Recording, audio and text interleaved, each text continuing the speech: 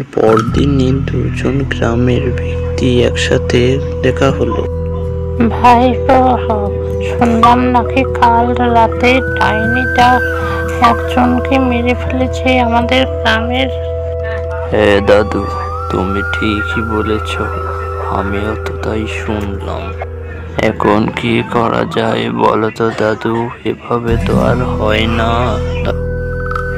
তুই কোনো চিন্তা করিস না ভাইপো, আমি একটা তান্ত্রিকের কাছে যাচ্ছি, ও সব ঠিক করে দিবে। হ্যাঁ গো দাদু, তাই যাও। কি আর করার বলো তো, আমাদের গ্রামটাকে তো রক্ষা করতে হবে ওই ডাইনি বুড়ির কাছ থেকে। এই বলে দাদুটি চলে গেল তান্ত্রিকের কাছে। তান্ত্রিকটি মন্ত্র পড়ছিল, আর তখনই বুড়োটি আসে তান্ত্রিকের কাছে।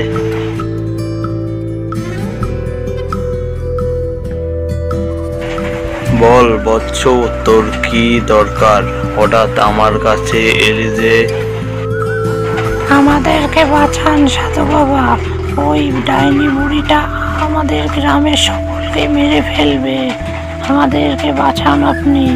তুই কোনো চিন্তা করিস না বৎস, আমি ওই ডাইনি বুড়িটাকে মেরে ফেলবো, তুই যা, ফিরে যা। আচ্ছা বাবা, আমি বরং আসি আজ।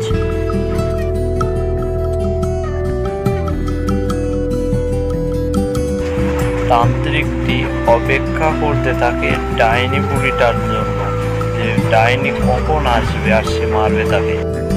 ডাইনি বুড়িটি গ্রামের দিকে যাইতে থাকে দৌড়াতে দৌড়াতে।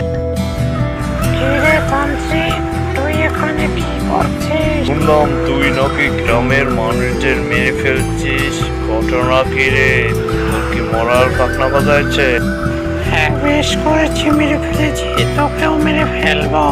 তবে রে বেটা, তোর এত বড় সাহস! এই নে তাহলে।